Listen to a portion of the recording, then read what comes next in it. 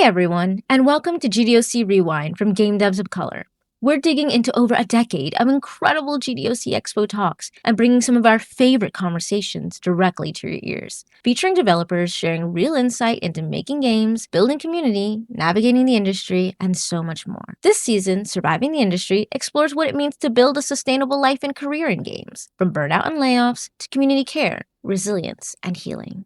This next talk cuts right to the heart of why this season exists. A panel of game workers, narrative designers, a pixel artist, and a programmer sit down to talk about what it actually took to organize, why the industry's conditions made this necessary, and what United Video Game Workers is building for everyone who makes games. Let's get into it.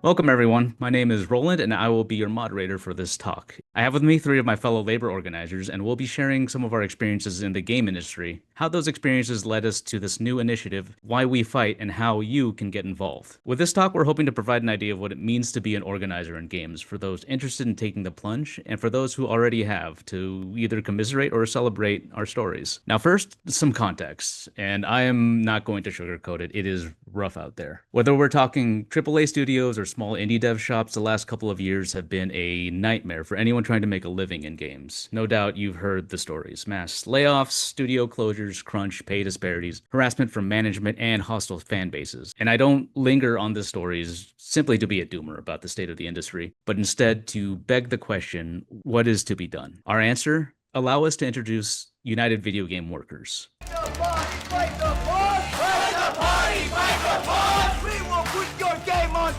We will put your game on hold! United will never be defeated!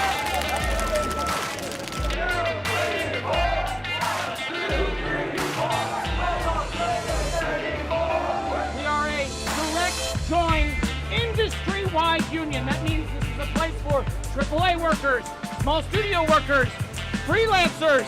Who makes video games? We will!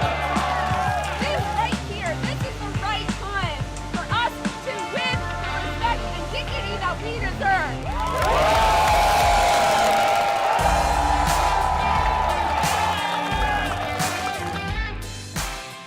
This was taken at our unveiling at the Game Developers Conference in San Francisco back in March of 2025. As you heard some of our fellow workers explain, United Video Game Workers, or UVW, is a union. If you are unaware, a labor union is, in its simplest form, two or more workers collaborating to build power and improve conditions in their workplace. The more workers collaborating, the more power you can build and the more change you can affect. UVW is a direct join union, which means that any game worker from the United States or Canada can join today. It doesn't matter what discipline or what your employment status is. You could be full-time, contractor, or unemployed, as so many of us unfortunately are right now. You can join the union. If you work in games and you do not have the power to unilaterally hire or fire other workers, you can join. But you might be asking, lots of organizations have these kind of open join policies. Why is this so special? While our definition for a union seems relatively straightforward, there's actually a ton of legal hoops to jump through to establish a formal union in your workplace. You need to gather majority support among your coworkers. You need to have your employer either voluntarily recognize your union or seek recognition from the federal or provincial governments. And if you're in the US, the current federal government is not what I'd call exactly friendly to workers right now. And that's why the direct join model has become so important as we face our new political reality. We need to build power that is not dependent on any employer or government, but on our labor, and not just our ability to withhold that labor during a strike, but our ability to advocate for it, to legislate for it, to educate ourselves of our powers as workers. We are the lifeblood of the whole machine, and without our brain and muscle, not a single wheel turn. So that is the background on our union. Now it's time to meet our panelists. Can we hear names, pronouns, role in the industry, and any games you're playing recently? Hi, I'm Giselle, pronouns she, her. I'm a narrative designer, and games I've played recently, Blueprints and South of Midnight. Thank you. Hey, I'm James, he, him. I'm a writer, narrative designer, and I am currently playing Citizen Sleeper 2. I love that so much. Awesome. Hey all, I'm Carolyn, she, her pronouns, and I am a pixel artist. I've done some game design stuff past as well. What am I currently playing? Victoria 3. I'm a huge nerd. Yeah, that's all you need to know. Awesome. And as you might have heard earlier, I am Roland, pronouns he, him. I am a game programmer working in the mobile space and also establishing a workers' co-op with some of my fellow worker organizers called Manzanita Interactive. Lately, I've been playing a game demo called Dead as Disco. So yeah, let us talk about some of our experiences organizing. What would you say is your organizing origin story? What got you into this work? Carolyn, let's hear from you. Sure. Before I started working in games full time, I actually used to study video games in the games industry. At grad school, I worked at a video game lab, and I was also involved in like organizing some community events around the games industry. And I think from those experiences, I saw, fairly quickly that, marginalized people were not necessarily treated as equals within those spaces. Wasn't always, a great space or a safe space for folks who were racialized or who were, subject to sexism or transphobia or anything along those lines. I also happened to be coming into games and starting to make games around the time that Gamergate happened. And so that was a big kind of movement, we'll say, to kind of push marginalized people out of the space. And so just watching that happen around me, watching my friends get impacted, getting a certain amount of harassment myself, it became pretty clear to me pretty fast that we need to do something about this. This culture was not, it's not friendly for folks who are marginalized. And I also realized through those experiences, kind of like working in those spaces as a research assistant, that, bosses or managers weren't necessarily going to protect you or do anything if you were in danger or, if you were struggling with these kinds of things. Sometimes they were the source of the danger, and that essentially it was up to us, like as folks in the industry, as folks working in games, to be our own protectors, right, and to stand up for ourselves. So that's, in very general terms, I'd say that's what got me into organizing. Yeah, so you definitely felt a necessity to this work to be able to safely exist in the space. Yeah, absolutely. No, it was pretty clear. And, I realized also through those experiences that a lot of the things that I was seeing that were affecting marginalized people, they were also reflections of broader structural issues in the industry that were affecting everybody in the industry, right? That kind of lack of power, the power dynamic that exists in those workplaces where, employers or managers have all the unilateral decision making. And that means that if you're affected by something, it can be really hard to know what to do about that and, how to face that as an individual. Yeah, I had a lot of, I guess, firsthand experiences that sort of led me in the organizing direction. Yeah, I think I'm sort of similar. I came in industry about 5 years after graduating, but knowing the extent of the issues within the industry. So I didn't join immediately after out of graduating, but I did willingly join this struggle, knowing that there is a struggle. And I think there is a testament to just the passion of the workers in this field that in spite of all this, we still want to make games. We still want to make this art, no matter how cruel it is to us. And I feel like knowing a bit about Giselle's background, I feel like you had a bit of a similar experience as well. Yeah, I was coming into the industry in 2014. I was in college trying to figure out whether or not I wanted to change my major when Gamergate happened. And for those of us who are not in the know, it was a harassment campaign against women game devs in the industry, led by the consumers. Despite all of that, I still ended up changing my major and going into the industry. And on my senior year, there was a panel at GDC. I think that was around 2017 for it was a union roundtable. And for me, just learning about the industry as I was coming in, seeing the harassment, the layoffs, everything that was going on, it was kind of a no-brainer for me of I don't think that you could go through Gamergate and not see why the video game industry needs a union. And for me, it was also a little bit of a insurance policy because my sister was trying to get into publishing at the same time. And it had a lot of the same issues of unnecessary, unpaid overtime, low pay, no senior mobility, no upper mobility. And the people in her industry were just well, that's just how it is. That's how it's supposed to be. So, and if you don't like that, then just go find another industry to be in this one and see the same problems, but have people who actually wanted to fix it and who are saying, this is the way that you do it. These are the solutions. This is what we can do to make sure that this doesn't keep happening. Made it seem like I could enter the industry because by the time I was in it for a few more years, maybe things will have changed. Wow. And that's kind of ties into my own origin story. That roundtable happened the same year I entered the industry. I got my first industry job. And not even a year later, I joined the LA chapter of Game Workers Unite that was formed as a result of that roundtable. So, yeah, it seems like, would it be fair to say that a lot of us came into this industry with the intent to change it? I didn't necessarily. My origin's a little bit different. I worked in sports television. I worked in sports television before I came into games, and then I also do comics. And so neither of those spaces have a union.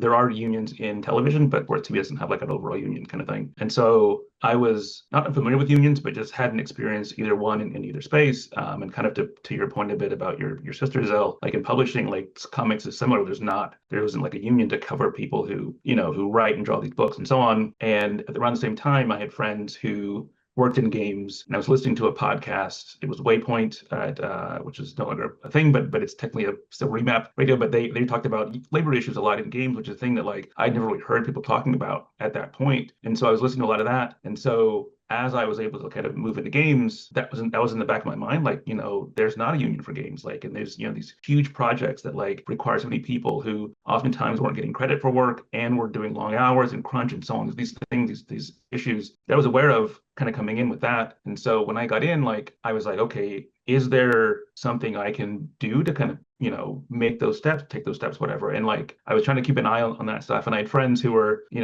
trying to just, discuss those things with me as well. And so it was a kind of eye-opening, I think, to see like, okay, there's not something here. Okay, how do we build something here? And that's kind of how I got into it. Awesome. And once you decided to build something, how did that process usually go? You mentioned that you were talking with friends already. Did it just sort of naturally spiral from there? It did. I think that like, so friends in the industry, whatever, and we're all seeing similar things at different places, at different studios, different companies, and you realize it's not just you, and then that plus like seeing wins here and there, seeing like, oh, this place organized, this place was able to get, a contract ratified. And it's like, okay, it's not impossible. And that is like a motivating factor as well. It's like, it gives you some fuel for your own fires. That's awesome. What wins in particular? If like I joined up around the beginning of the unionization movement, the current unionization movement, and I always felt like I was kind of patient zero in my workplaces. Like I was the one who wanted to get this ball rolling, and there weren't many wins within the industry to speak of. But the fact, like in the years since, we've had so many colossal wins by unions. Do you remember which of them inspired you to take this up? I think it was Raven was the first one I remember seeing. Oh, they did it. And it was when my expectations, I guess, of unionizing was like the whole studio did it, but like seeing like, okay, there was the QA workers at Raven stuff who did. And it's like, okay, you can build that way. You can build, step by step small. Okay, this portion of it. And I was like, that was inspiring to me to see that. And then it was like, okay, can you replicate that, Wins are also, for me, was also just like talking to coworkers, like was like a huge step. It's like, okay, talking to coworkers about organizing, specifically, is like not just like, hey, how you doing, but like, okay, and to get a positive response from them was incredible. To be like, oh, it's okay, you're on the same page. Like it's such a great feeling to kind of experience that. That was a win for me. Hell yeah. Speaking of early wins, Carolyn, you were on the organizing committee for one of the first unions in the industry. How did that start? Yeah, that's a great question. So it started really with so first of all, I guess a few of us had already kind of been involved in the movement for a little while. Like I was involved in Gamers Unite Montreal. I helped get that organization off the ground. And so we already were kind of coming into the space, like knowing like, there's probably going to be problems because there's problems at every company. And if there are problems, it's good to like have the support of your coworkers to deal with that. So I think like, just as a worker in the space, I was like really focused on and so were some of my coworkers, focused on just like building connections and building a sense of like camaraderie and like making sure that like, we get to know our coworkers and we get a sense of like, what is it that brought you to this industry? What do you like about your job? What don't you like about your job? So it really started with just that. And then started to go a bit, we'll say downhill at the company.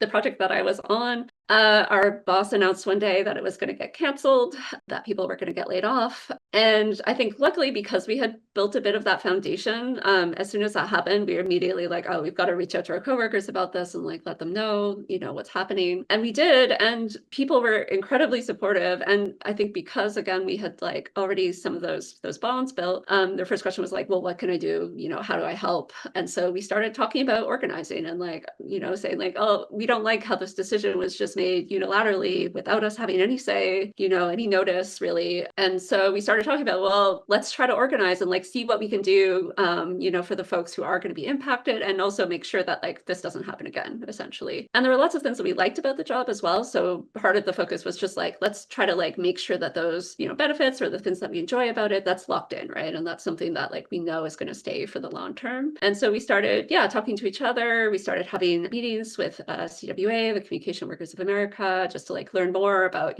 how's the union work, like what are the next steps. And then very quickly, within like a process of a matter of months, we had signed cards. We were going to our boss as a group to ask for voluntary recognition.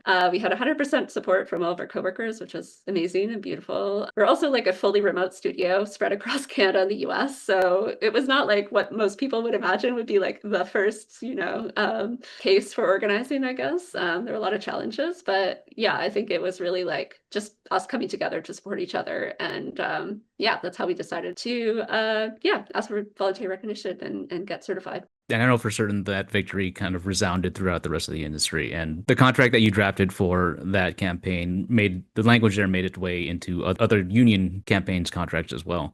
After joining one of these efforts, did it change how you moved through your workplace?